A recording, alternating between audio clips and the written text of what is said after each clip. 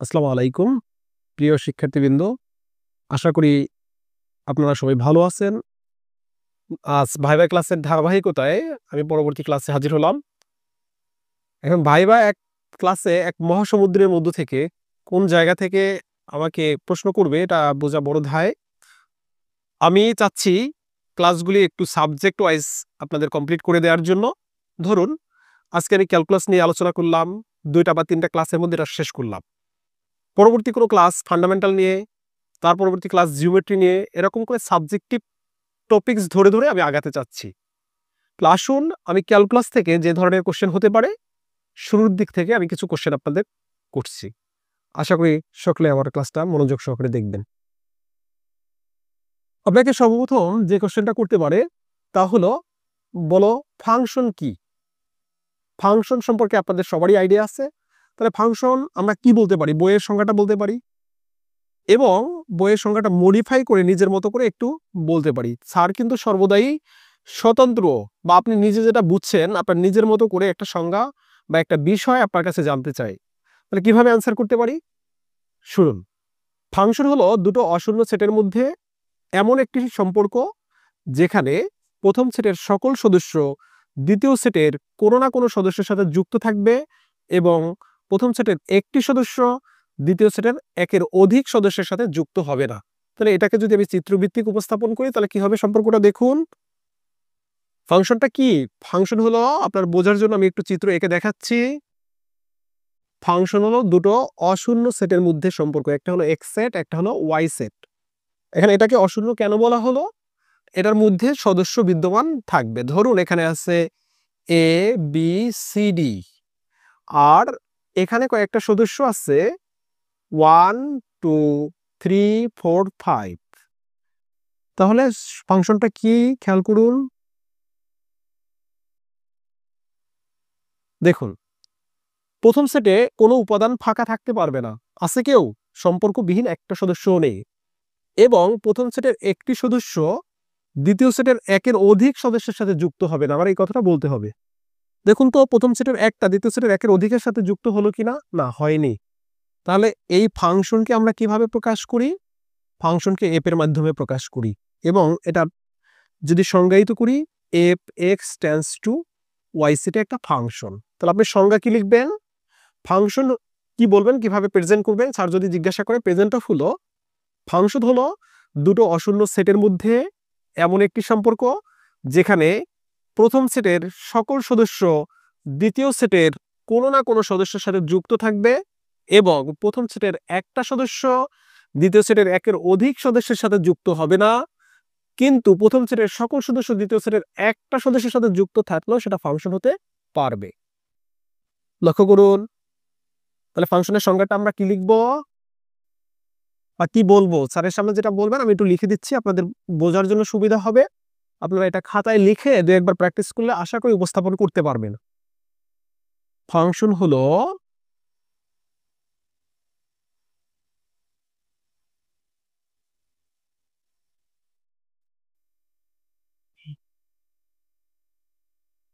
টি লিখলে ভালো হয়, দুটি অশূন্য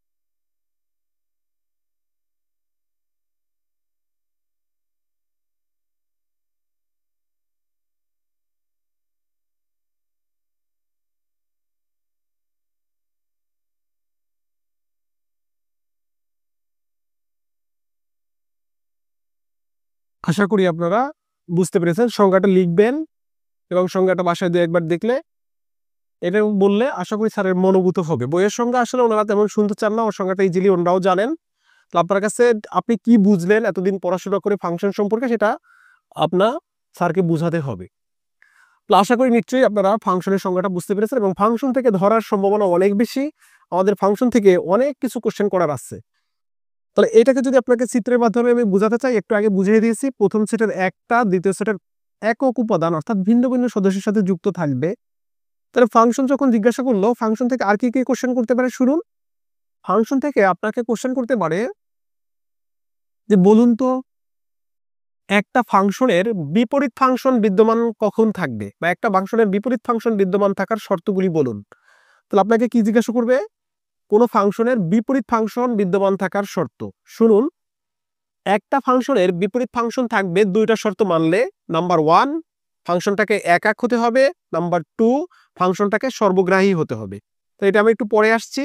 তার আগে আপনাদেরকে বলে আসি যে একক কি এবং সর্বগ্রাহী কি। একক হলো প্রথম সেটের একটা, দেখুন একেকটা কি একটু লক্ষ্য করবেন।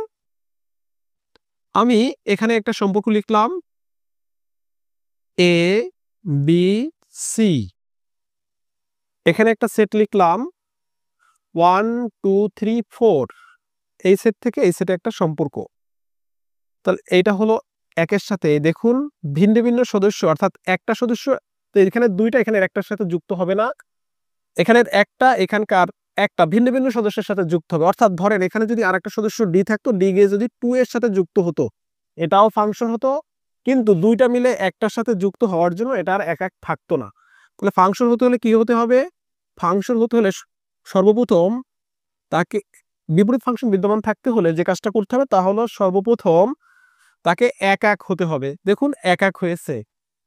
তাহলে এইখানে এক্স সেট থেকে ওয়াই সেট একটি ফাংশন এবং এই ফাংশনটা হলো এক এক ফাংশন, এইটা হলো এক এক ফাংশন। এখন এক এক হলেই চলবে না, এটাকে আবার সর্বগ্রাহী হতে হবে।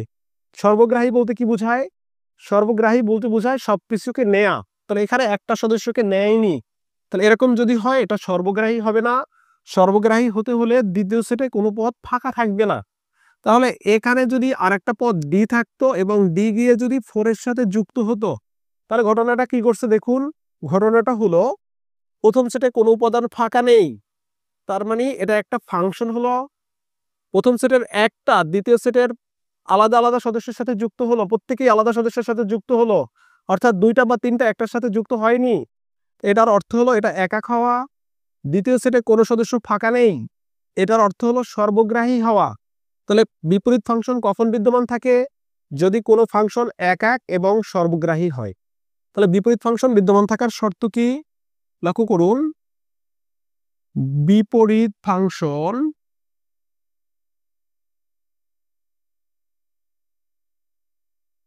বিদ্যমান থাকার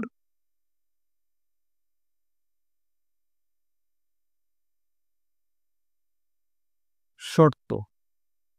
তাহলে কি শর্ত? বিপরীত ফাংশন বিদ্যমান থাকতে হলে দুইটা শর্ত মানবে। কয়টা শর্ত? দুইটা। নাম্বার 1, ফাংশনটিকে একক হতে হবে। ফাংশনটিকে একক হতে হবে। ফাংশনটিকে একক একক হবে, অর্থাৎ ফাংশনটি একক হবে। নাম্বার 2, ফাংশনটি সর্বগ্রাহী হবে। ফাংশনটি সর্বগ্রাহী হবে। আশা করি আপনারা বুঝতে পারছেন যে কখন একটা ফাংশনের বিপরীত ফাংশন থাকে। ফাংশনটার বিপরীত ফাংশন তখনই থাকবে যদি ফাংশনটা একক এবং সর্বগ্রাহী হয়। পরবর্তী কোশ্চেন আপনাকে কি বলতে পারে যে আপনি কি দুর্ভোগ ফাংশনের নাম শুনছেন? তাহলে একটা দুর্ভোগ ফাংশন লিখে দেখান। তাহলে আপনারা কি দুর্ভোগ ফাংশনের নাম শুনছেন? হ্যাঁ, উত্তর বলবেন হ্যাঁ শুনছি। দুর্ভোগ ফাংশন কি? দুর্ভোগ ফাংশন হলো, আমি সহজে বুঝায় বলি, আকাশেতে লক্ষ্য তারা, চাঁদ কিন্তু একটারে। অর্থাৎ আকাশে লক্ষ্য তারার ভিড়ে আমাদের সকলের চোখ যেমন চাঁদের দিকে যায়, ঠিক লক্ষ্য করুন দুর্ভোগ ফাংশনটা কিরকম। আপনাকে যদি চিত্র এঁকে দেখাতে বলে একটা দুর্ভোগ ফাংশনের চিত্র আঁকুন, তাহলে এক্স সেট থেকে ওয়াই সেটে একটা আমি ফাংশন বর্ণনা করি, এটা তখনই দুর্ভোগ হবে। এখানে হলো কিছু দর্শক বসে আছে খেলা দেখতে, আর্জেন্টিনা আর ব্রাজিলের খেলা চলছে। এখানে নেইমার, মেসি, ভিনিসিয়াস জুনিয়র তিনজন খেলোয়াড়ের খেলা দেখতেছে খুব মনোযোগ সহকারে। এরা আর্জেন্টিনার supporter. Mister A, mister B, mister C, দেখবেন সকলে সাপোর্ট করবে মেসিকে। তাহলে সকলের সাপোর্ট যদি একটার প্রতি পড়ে, এটা হলো দুর্ভোগ ফাংশন। এটা কিরকম লক্ষ্য করুন, আমি একটা function F of X equal to 5 লিখলাম, অথবা আমি যদি সাধারণ লিখি function F of X equal to C লিখলাম। আপনি এক্স এর মান 1 বসান, সি এর কোনো চেঞ্জ নেই। 0 বসান, সি এর কোনো চেঞ্জ নেই। -1 বসান, সি এর কোনো চেঞ্জ নেই। অর্থাৎ ডোমেনের মান যাই হোক না কেন, রেঞ্জ যদি একটাই হয়, এটাকে বলা হয় দুর্ভোগ ফাংশন। আশা করি আপনারা দুর্ভোগ ফাংশনের সংজ্ঞা দিতে পারবেন। অর্থাৎ যে ফাংশনের একটা মাত্র রেঞ্জ, তাকে বলা হয় দুর্ভোগ ফাংশন। এই গেল দুর্ভোগ ফাংশন। এরপরে আপনার কাছে বলতে পারে আপনি কি কোডোমেনের বা কাউন্টার ডোমেনের নাম শুনছেন? কাউন্টার ডোমেন কি বলেন? আপনারা কি কাউন্টার ডোমেনের নাম শুনছেন? যদি শুনে থাকেন ভালো, না শুনে থাকলে বোর্ডের দিকে তাকান, লক্ষ্য করুন কাউন্টার ডোমেন কি। এটা একটা সেট এক্স, এটা একটা সেট ওয়াই। এক্স সেট থেকে ওয়াই সেটে একটা ফাংশন বর্ণনা করা হলো। এই কাউন্টার ডোমেন শুনে রাখেন, আমি হেডলাইন লিখি কাউন্টার ডোমেন। কোডোমেন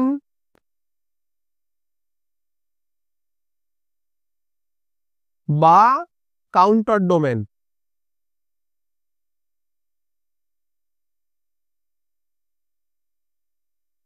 লক্ষ্য করেন কোডোমেন বা কাউন্টার ডোমেন, এইটা কি একটু শুনে নেন।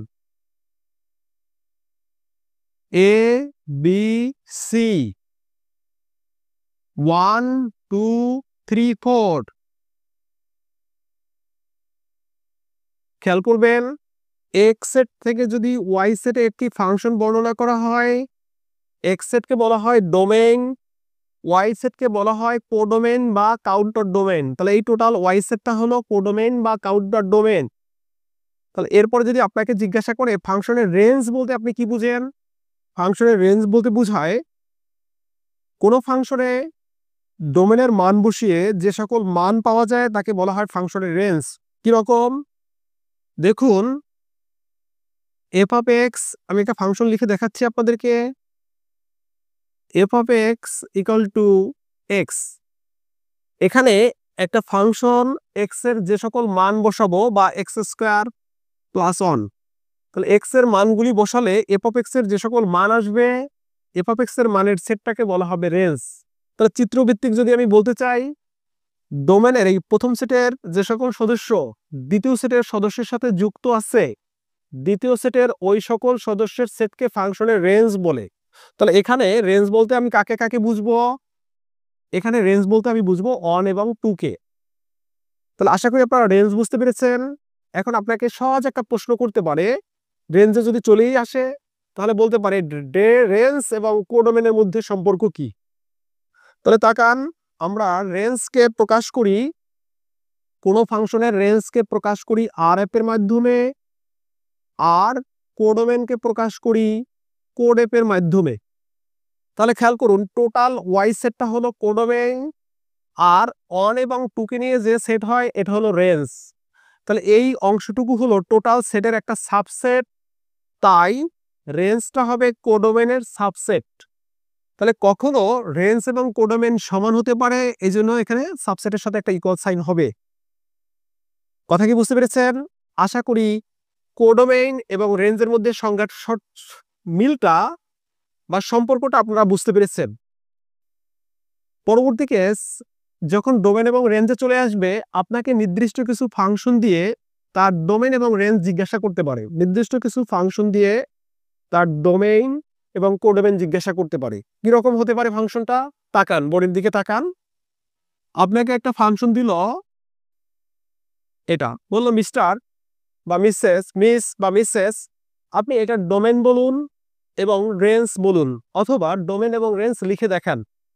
তাহলে মনে রাখবেন, ডোমেন বলতে বোঝায় কোনো একটা ফাংশন চলরাশির যে সকল মানের জন্য সংজ্ঞায়িত হয় তাদের সেট।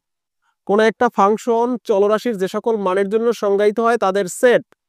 এখানে এক্স এর মান আমরা পজিটিভ বসাই, নেগেটিভ বসাই আর শূন্য বসাই, যাই বসাই না কেন সকলের জন্য সে সংজ্ঞায়িত। তাই এইটার ডোমেন হলো সকল বাস্তব সংখ্যা।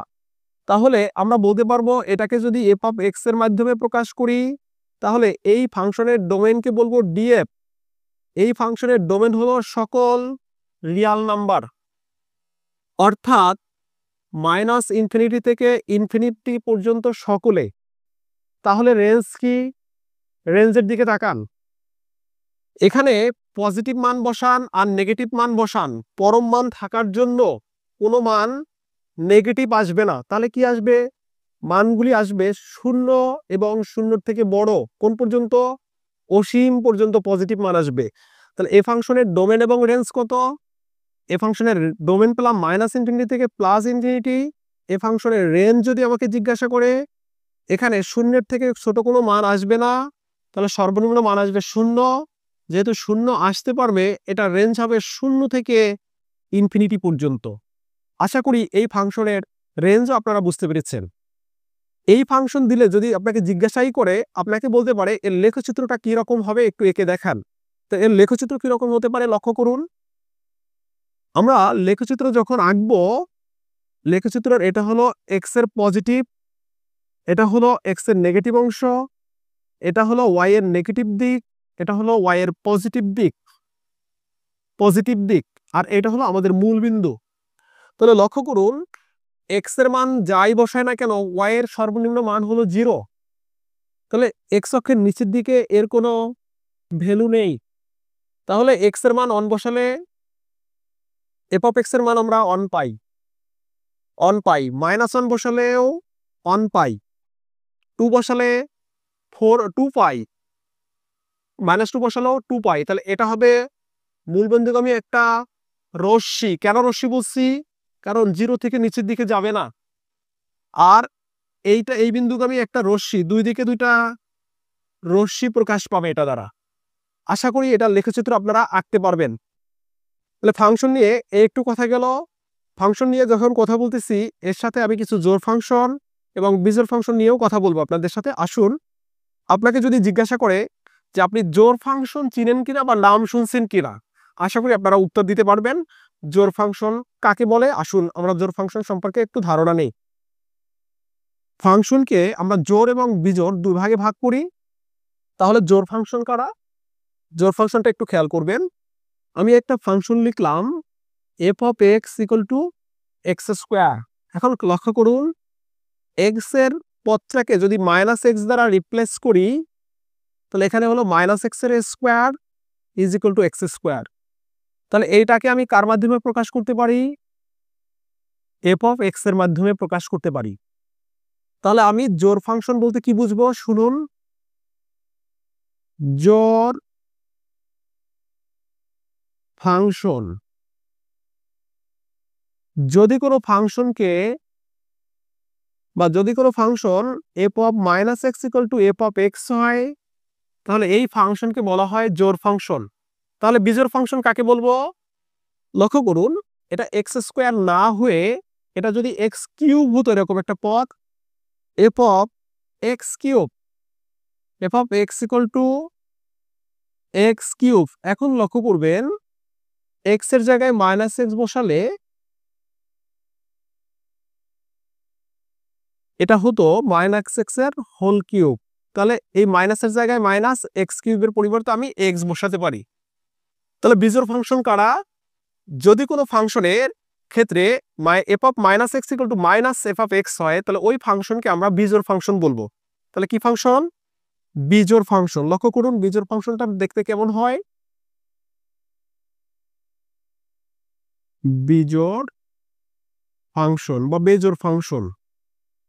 তাহলে বেজোড় ফাংশনের চেহারাটা কি রকম হবে খেয়াল করবেন। বেজোড় ফাংশনের চেহারাটা হবে f of minus x equal to minus of f of x. আশা করি আপনারা বিজোড় ফাংশন সম্পর্কেও ধারণা পেয়েছেন। ফাংশনের এই ক্লাসটা এক ক্লাসে শেষ করা একটু কঠিন হয়ে যাচ্ছে, তারপর আমি চেষ্টা করছি যতটুকু এগিয়ে নেওয়া যায়। এরপর হলো পর্যায়বৃত্ত ফাংশন এবং ফাংশনের পর্যায়কাল বলতে কি বোঝায়। লক্ষ্য করো পর্যায়বৃত্ত ফাংশন এবং পর্যায়কাল বলতে কি বোঝায়। যদি একটা ফাংশন আমি লিখি এভাবে দেখেন, F of X equal to sine X. এখানে আমি যদি লিখি 2 পাই প্লাস এক্স, এখানে হলো সাইন পাই প্লাস এক্স লিখলাম, সরি 2 পাই না, সাইন পাই প্লাস এক্স, পাই প্লাস পাই না 2 পাই লিখি, সরি পাই না কে 2 পাই লিখি, সাইন 2 পাই প্লাস এক্স। এখন আপনাদের জানা আছে যে সাইন 2 পাই, এখন এই 2 পাই কোন চতুর্ভাগে অবস্থান করে? একটা পূর্ণ চক্র সম্পন্ন করলে 2 পাই এখানে চলে আসে, এর সাথে কিছু যুক্ত হলে প্রথম চতুর্ভাগে আসে। তাহলে যদি 2 পাই পাইয়ের গুণিতক আকারে কোনো পদ থাকে তাহলে সাইন সাইনই থেকে যাবে, আর প্রথম চতুর্ভাগে সাইন পজিটিভ, এই জন্য হলো sine X positive, sine positive কোণ হিসেবে যা আছে তা বসে যাবে। তাহলে আমি কি দেখলাম, sine 2 pi plus X equal to হলো সাইন এক্স, অর্থাৎ এক্স এর সাথে 2 পাই যোগ করলে সাইনের এই অংশটা আর কোনো পরিবর্তন হয় না, অর্থাৎ মূল ফাংশন ফেরত আসে। তাহলে এই কথার অর্থ হলো কোনো একটা ফাংশনকে যদি আমি এভাবে প্রকাশ করতে পারি, F of T plus X equal two F of x হয়, তাহলে এই ফাংশনটাকে পর্যায়বৃত্ত ফাংশন বলে। তাহলে একটা এফ অফ এক্স ফাংশনকে পর্যায়বৃত্ত ফাংশন বলা হবে যদি F of T plus X equal two F of x হয়। তাহলে আপনাকে প্রশ্নটা কি করবে, পর্যায়বৃত্ত ফাংশন সম্পর্কে শুনছেন, একটু বলেন তো পর্যায়বৃত্ত ফাংশন কি।